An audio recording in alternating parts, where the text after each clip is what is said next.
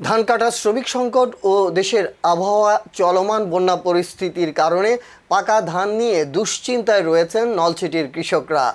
এ অবস্থায় স্বেচ্ছাশ্রমে নলছিটি পৌরসভার মালিপুর এলাকার বাচ্চু নামের এক কৃষকের প্রায় ২০ শতক জমির বোরো ধান কেটে ঘরে তুলতে সহযোগিতা করেছে নলছিটি সরকারি ডিগ্রি কলেজ ছাত্রদল।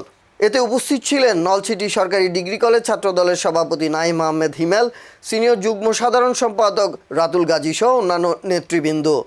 ছাত্রদলের এই উদ্যোগকে অত্যন্ত ইতিবাচক বিবেচনা করে কৃষক বাচ্চু বলেন, একদিকে বৃষ্টি, অপরদিকে খেতে পাকা ধান, কিন্তু কাটার মতো শ্রমিক পাওয়া যাচ্ছে না।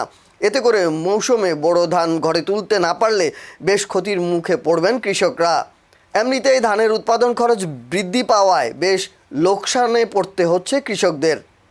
তার উপর আবহাওয়ার বৈরিতা লোকসানের পরিমাণ আরও বাড়িয়েছে। এমন সময় বিনা পারিশ্রমিকে ছাত্রদলের সদস্যরা ধান কেটে দেয়ায় বড় উপকার হয়েছে বলে জানান কৃষক বাচ্চু হোসেন।